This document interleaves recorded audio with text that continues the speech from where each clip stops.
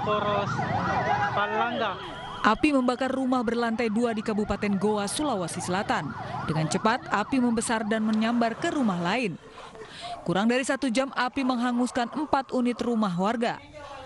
Sempitnya akses masuk menuju lokasi membuat petugas pemadam kebakaran Kabupaten Goa kesulitan menjangkau titik api. Menurut saksi mata, api berasal dari lantai dasar salah satu rumah yang digunakan untuk menyimpan barang rongsokan. Diduga kebakaran terjadi akibat puntung rokok yang membakar barang rongsokan.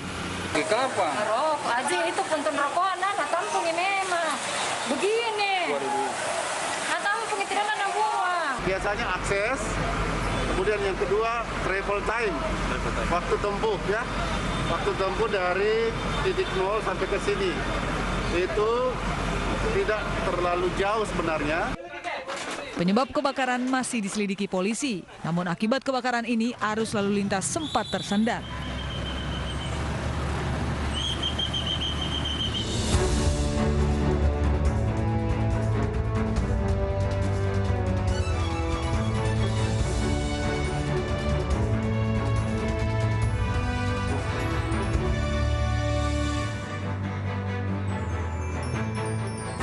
Halo, selamat malam pemirsa, kita berjumpa di iNewsroom, ruang memperbarui informasi Anda dengan diskusi yang komprehensif. Saya Anissa Dasuki. Pemirsa, 3 bangunan yang dijadikan tempat usaha di Jalan Keting, Teluk Gong, Penjaringan, Jakarta Utara terbakar. Evakuasi 7 orang penghuni dari dalam gedung yang terbakar berlangsung dramatis.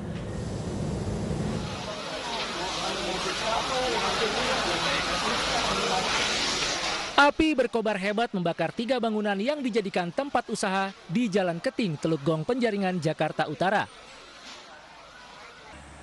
Petugas pemadam kebakaran yang menurunkan 18 mobil pemadam berjibaku memadamkan api agar tidak menyambar ke bangunan lain. Di saat petugas pemadam memadamkan api, beberapa warga berusaha mengevakuasi 1 keluarga yang terjebak saat rumah mereka terbakar. Evakuasi pun berlangsung dramatis karena korban diselamatkan dari lantai 3 bangunan.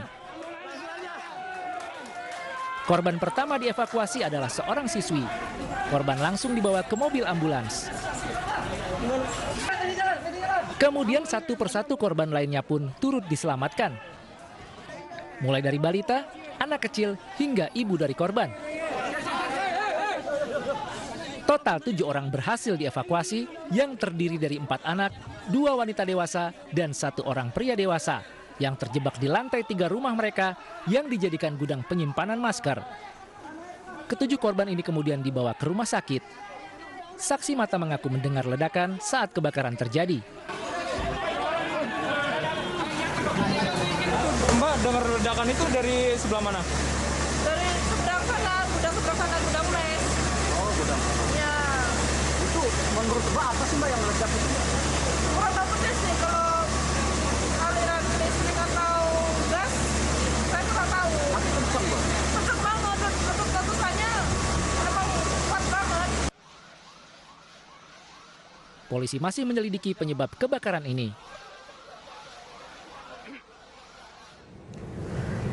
Kebakaran juga terjadi di Musi, Banyuasin, Sumatera Selatan. Sebuah bengkel motor terbakar dan menyebabkan 3 orang meninggal dunia. Kobaran api yang disertai kepulan asap hitam menghabiskan sebuah bengkel sepeda motor. Tiupan angin membuat api dengan cepat menjalar ke seluruh ruangan toko sehingga tim pemadam bersama warga sulit memadamkan kobaran api.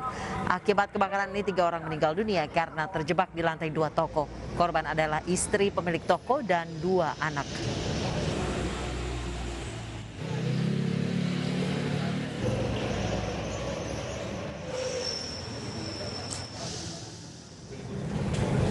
Dalang kebakaran sumur minyak ilegal di Batanghari, Jambi ditangkap polisi setelah buron pelaku bersembunyi di pedalaman wilayah Tanjung Jabung.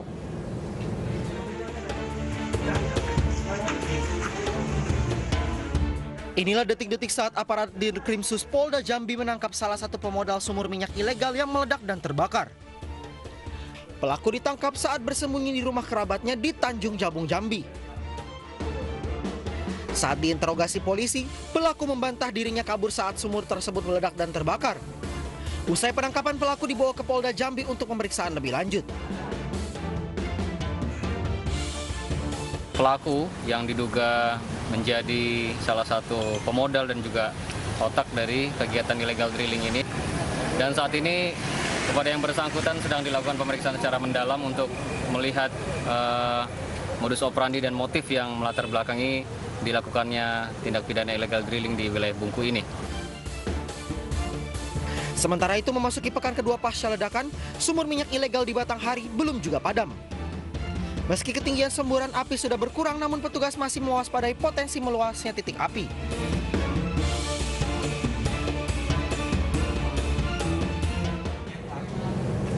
Gelombang protes nelayan terjadi di beberapa wilayah. Para nelayan menolak aturan pungutan non-pajak yang naik hingga 400%.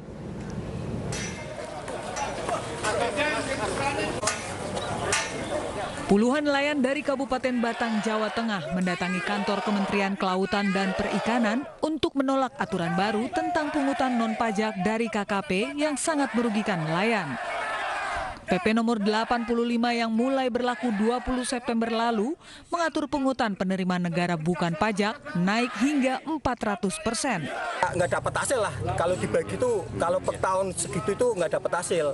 Nah, karena setelah itu, kalau nggak otomatis nggak dapat hasil, kita pemilik kapal rugi, otomatis ya kita mangkrak juga. Kalau kita paksakan juga kita berangkat. Sama aja, jadi kita istilahnya mundur, kena maju kena. Di Brebes, puluhan nelayan dari Desa Kluwut juga berdemo di gedung DPRD. Mereka menuntut aturan pungutan non-pajak ditinjau kembali. Nelayan dan pemilik kapal diterima oleh anggota DPRD Brebes Komisi 2, Mas Hadi, dan Kepala Dinas Kelautan dan Perikanan Zuhdan Fanan. Menurut Dinas Kelautan dan Perikanan Kabupaten Brebes, aspirasi para nelayan sudah disampaikan kepada kementerian. Kementerian pun akan melakukan perubahan ataupun penyesuaian sekitar kemarin menyampaikan dalam 2 minggu ini. Sehingga harapannya nelayan juga bisa menunggu dan tetap beraktivitas sebagaimana biasanya. Demo para nelayan sudah terjadi beberapa hari belakangan, termasuk di Tegal pada Senin kemarin. Nelayan menolak PP nomor 85 tahun 2021 serta turunannya yang mengatur kenaikan PNPB serta harga patokan ikan. Seperti pungutan hasil perikanan yang sebelumnya 500.000 per gross ton, naik menjadi 3,3 juta rupiah per gross ton. Polda Metro Jaya menetapkan 3 tersangka baru dalam kasus kebakaran lapas kelas 1 Tangerang, Banten. Salah satunya merupakan narapidana.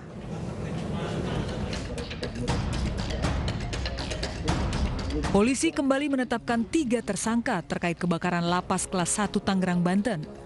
Satu diantaranya adalah JMN, warga binaan lapas. Ia ditetapkan sebagai tersangka karena dianggap lalai saat memasang instalasi listrik. Sedangkan 2 tersangka lainnya adalah PBB dan RS, pegawai bagian umum lapas yang memerintahkan JMN memasang instalasi listrik. Ketiganya ditetapkan sebagai tersangka berdasarkan hasil gelar perkara di Treskrimum Polda Metro Jaya. Hasil gelar perkara yang kita lakukan, yang dilakukan oleh teman-teman penyidik dari Krimum Polda Metro Jaya kemarin, hasilnya adalah ada penambahan 3 tersangka lagi. Ya, di pasal 188 KUHP, Yunto pasal 55 dan 56 KUHP. Ya, di sini adalah tentang kealpaan dari yang mengakibatkan terjadinya kebakaran. Ada 3 tersangka. Sebelumnya, polisi telah lebih dulu menetapkan 3 tersangka. Mereka adalah petugas lapas yang bertugas pada malam terjadinya kebakaran lapas. Kebakaran lapas kelas 1 Tangerang yang terjadi di Blok C2 pukul 1.45 dini hari menewaskan 49 warga binaan.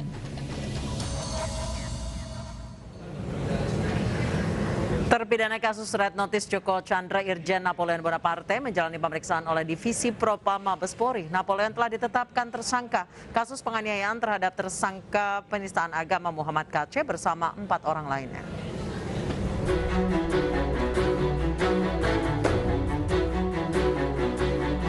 Bareskrim Polri menetapkan Irjen Napoleon Bonaparte sebagai tersangka kasus dugaan penganiayaan Muhammad KC di dalam rutan. Selain Napoleon, 4 orang lainnya juga ditetapkan tersangka, yaitu tahanan kasus uang palsu berinisial DH, narapidana kasus ITE berinisial DW, narapidana kasus penipuan berinisial H, dan narapidana kasus perlindungan konsumen berinisial HP. Divisi Propam juga memeriksa petugas yang berjaga di rutan Bareskrim Polri saat terjadi penganiayaan yang dilakukan Napoleon terhadap MKC.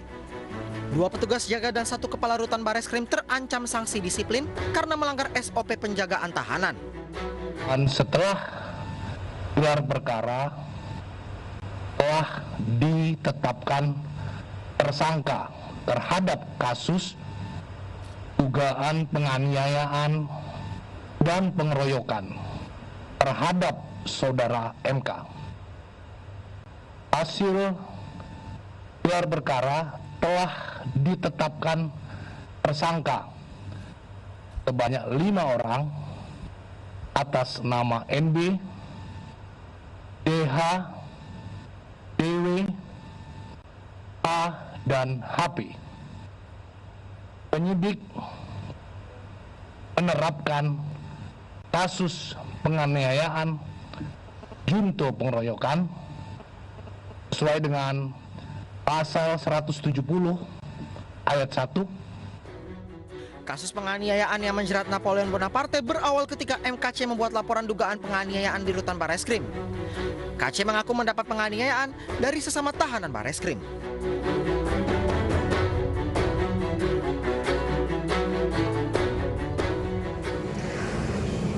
Terkait penetapan tersangka Irjen Pol Napoleon Bonaparte, kami sudah terhubung dengan Bapak Ahmad Yani yang merupakan kuasa hukum Napoleon Bonaparte. Selamat malam Pak Ahmad Yani. Selamat malam, Assalamualaikum warahmatullahi wabarakatuh. Waalaikumsalam warahmatullahi wabarakatuh. Terkait dengan penetapan tersangka Irjen Napoleon Bonaparte yang saat ini juga merupakan terpidana di rutan Bareskrim Polri, tanggapan Anda Pak Ahmad Yani? Yang pertama saya ingin klarifikasi ya dari pernyataan awal tadi disampaikan narasi yang menyatakan Napoleon Bonaparte itu ada terpidana kasus notis. Itu tidak benar ya, karena kami dari saya sebagai kuasa hukum Pak Napoleon Bonaparte lagi mengajukan keberatan atas putusan pengadilan tinggi dan ini dalam upaya yang namanya kasasi. Jadi belum ada kekuatan hukum yang mengikat dan ingkrah seperti itu.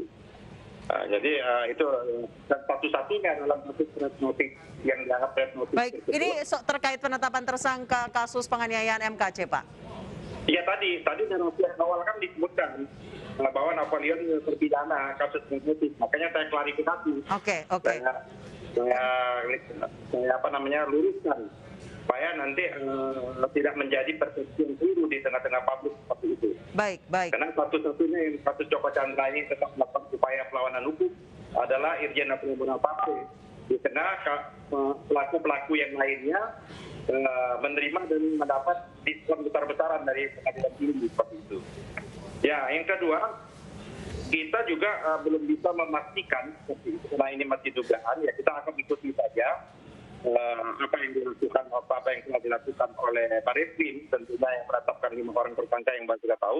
Tapi sangat disayangkan memang kita tidak diundang, tidak diberitahu pada waktu gelar perkara, walaupun ini memang dianggap bahwa adalah domainnya penyidik seperti itu. Tapi hal-hal yang menyangkut perkara-perkara yang sensitif dan sebagainya, umumnya biasanya Bareskrim itu mengundang untuk gelar perkara. Dan kita sama-sama kok dalam kasus ini kita tidak diundang di gelar perkara tersebut. Sehingga kita tidak tahu argumentasi pasal-pasal yang disangkakan tersebut tadi. Saya dengar pasal-pasal adalah pasal-pasal pengeroyokan, pasal 170 dan pasal penyertaan, tindak pidana penyertaan itu sendiri. Nah, karena ini memang sudah domainnya penyidik, ya nanti kita akan melakukan upaya-upaya hukum saja. Nanti akan koordinasi tentunya dengan Pak Napoleon Bonaparte, karena saya baru dapat informasi sore hari ini. Apakah kita akan melakukan upaya perlawanan hukum? Tentunya dengan mengajukan gugatan pra peradilan atau tidak, nanti akan ada pertimbangan, baik pertimbangan subjektif maupun pertimbangan yang objektif. Baik, Pak Ahmad Yani, ada 3 orang 2 orang petugas lapas dan 1 Kalapas Barreskrim Polri ini terancam sanksi disiplin dari Propam. Apa yang menyebabkan hal itu? Apakah memang ada kelalaian di sana? Apa bentuk kelalaiannya? Saya juga tidak tahu. Bentuk kelalaian silakan saja nanti tanya kepada Propam. Karena itu saya tidak bisa. Klien Anda tidak bercerita ketika kejadian seperti apa yang terjadi? Ya saya sampai sekarang ini belum bisa mengakses klien saya. Ya seperti itu. Oleh karenanya mungkin dengan sudah ditetapkan sebagai tersangka ini mungkin kita tim hukum yang sudah dibentuk ya. Saya bersyukur alhamdulillah ya kasus ini bergulir di media masa demikian rupa seperti itu.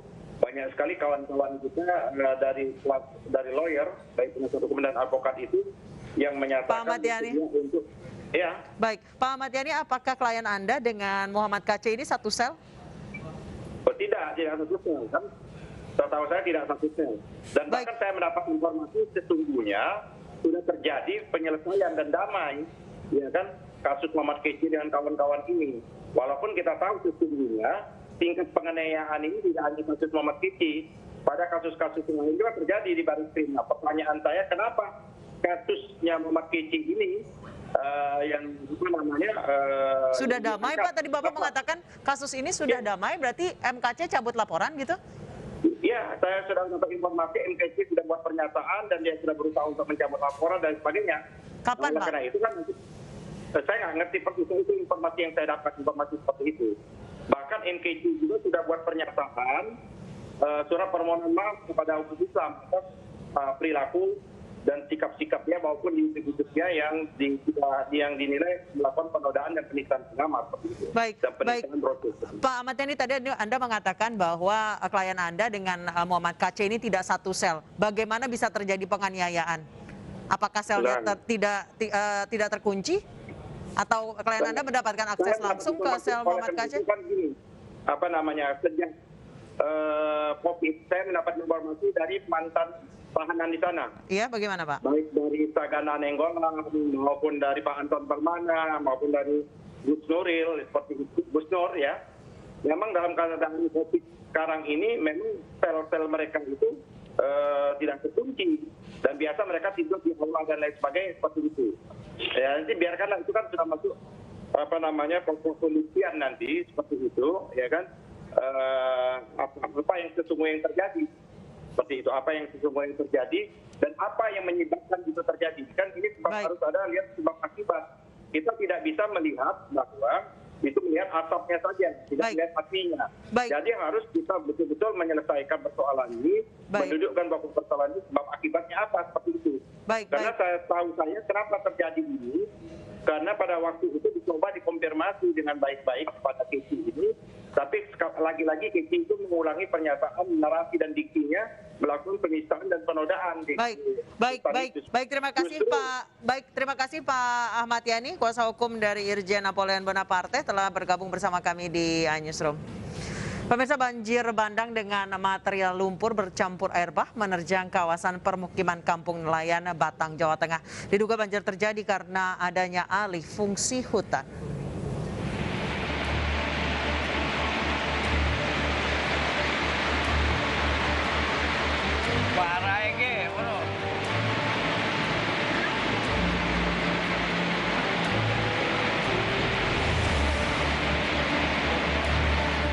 Inilah video amatir dari salah seorang warga saat merekam banjir bandang yang menerjang rumahnya.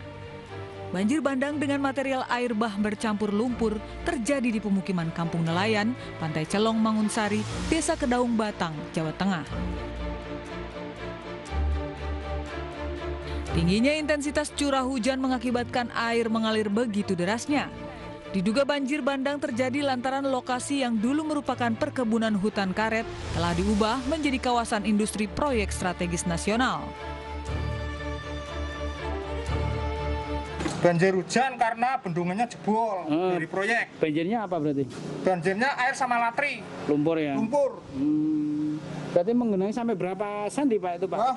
Segini berarti semeter lebih kan? Sedada ya? Di dalam rumah itu.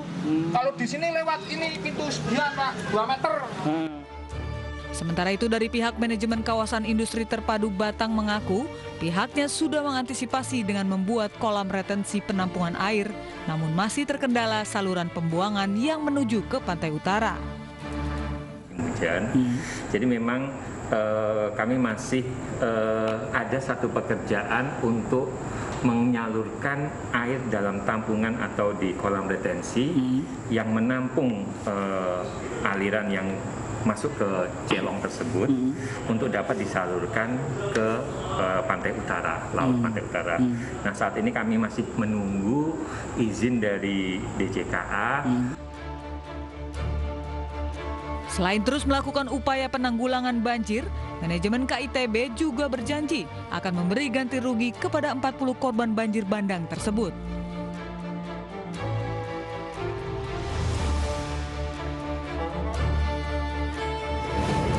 Kantor Darurat Pemberantasan Korupsi mengirim ribuan surat kepada Presiden Joko Widodo. Jangan kemana-mana pemirsa, kami akan membahasnya usai jeda berikut. Tetap bersama kami di Newsroom.